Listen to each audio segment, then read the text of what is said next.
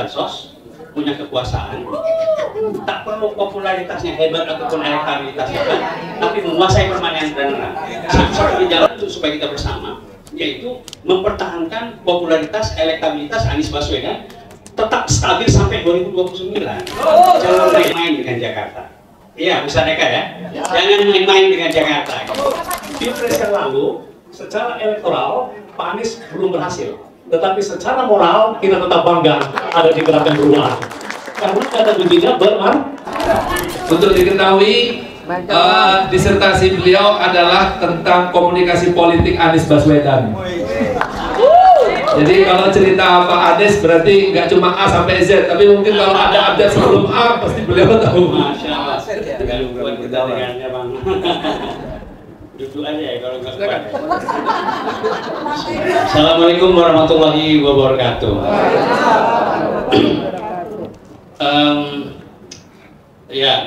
Terhormat sekali bisa berada di tempat ini, dan yang dipaparkan tadi di tempat ini juga luar biasa bagus.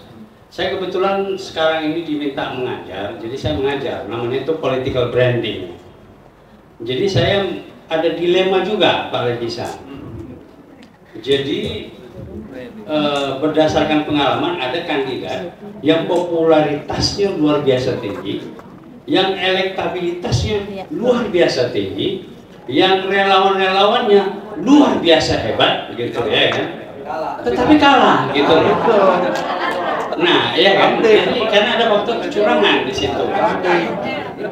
Nah, jadi saya ambilkan contoh juga untuk ketika ngajar itu. Jadi pada satu sisi saya katakan begini, yang kita pelajari sekarang tentang political branding, bahwa kandidat harus punya modal sosial, modal ekonomi, modal budaya dan sebagainya. Teori pun kita geber di sana. Tetapi di satu sisi realitas yang ada di Indonesia pada hari ini itu semua bisa lenyap. Jadi cukup dibanting dengan Anda cukup hanya mempunyai uang, punya bansos, punya kekuasaan, tak perlu popularitasnya hebat ataupun elektabilitasnya hebat, tapi menguasai permainan dan menang. Nah, ini kan dilema. Tapi saya katakan bahwa kita tidak boleh menyerah terhadap keadaan seperti ini. Memang harapan tinggi masyarakat itu adalah ketika Anies Baswedan menang, maka perubahan, reformasi politik itu bisa dan pasti akan dilakukan. Karena Anies Baswedan sendiri, dia tidak terikat dengan oligarki apapun, ya kan? Sehingga ketika mengambil keputusan, dia sangat independen, nggak perlu bergantung, karena dia tidak pernah tertanam jasa oleh orang-orang lain. Jadi nggak bisa disandera juga, nggak ada yang bisa ini kan, kecuali ngata-ngatainnya apa misalnya, ya tentang Anies yang pokoknya ya aman, apalagi coba. Kemudian parkir air, apa yang kayak gitu-gitu. Jadi saya sebulan ini kan sudah baru mau sebulan ini aktif TikTok, diajari sama guru saya Sofyan.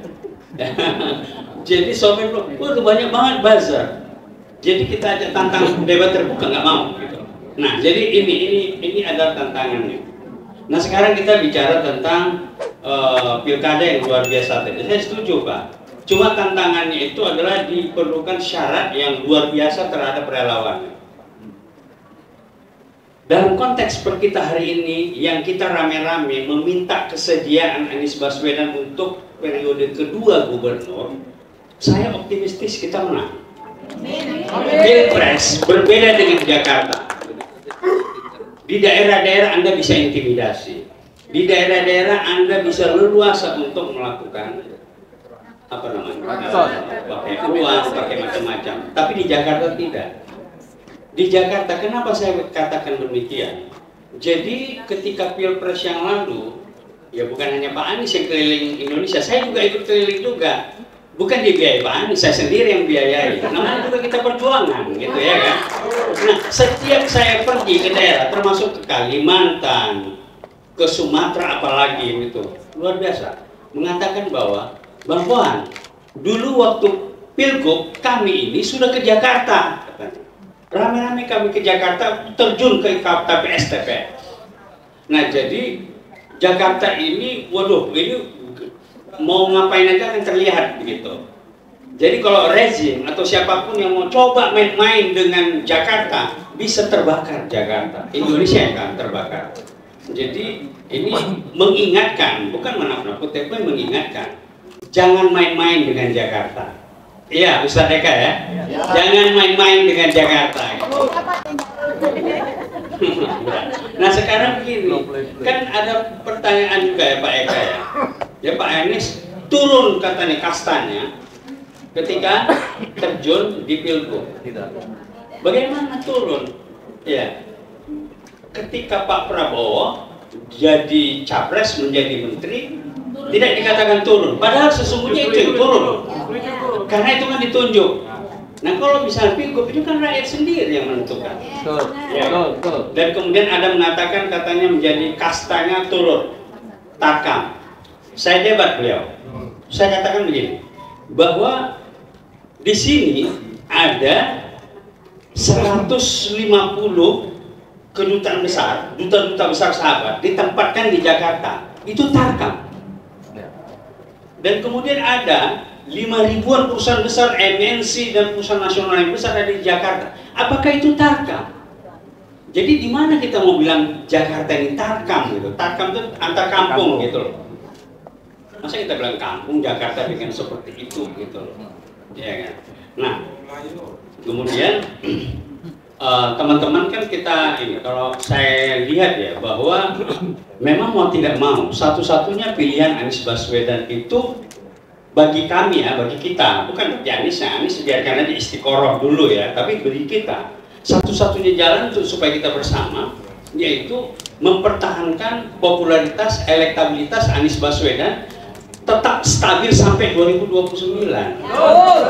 Ya. Nah, kalau misalnya ada yang mengatakan bahwa menjadi gubernur Jakarta akan menjadi batu loncatan untuk Pilpres, apa yang salah? Nggak ada yang salah. Kan ini kan yang ditunjukkan oleh rakyat sendiri yang milih. Yang bermasalah adalah mereka yang menjadi menteri nanti di Kabinet Indonesia Majunya Prabowo, rame-rame menjadi capres nanti dan bersaing dengan Pak Prabowo sendiri. Itu baru masalah.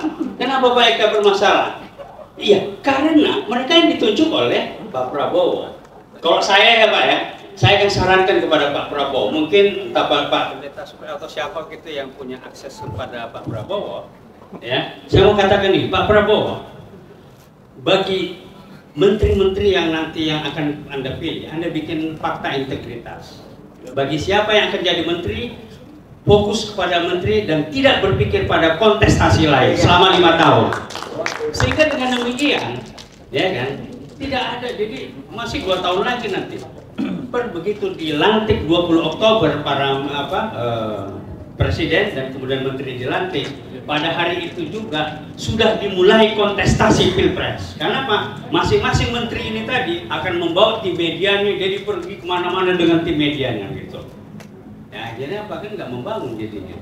Nah, kan mestinya itu yang dipersoalkan, bukan gubernur.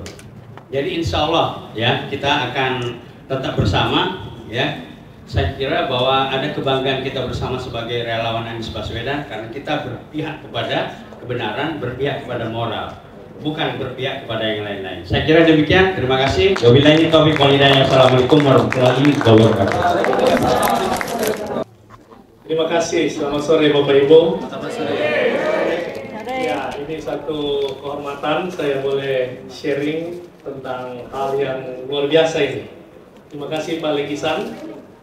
Bapak Ibu, tadi waktu dengar-dengar ini saya sedang membayangkan, yang saya membayangkan ini proyeknya besar ini sebenarnya, sangat besar sekali malah ya.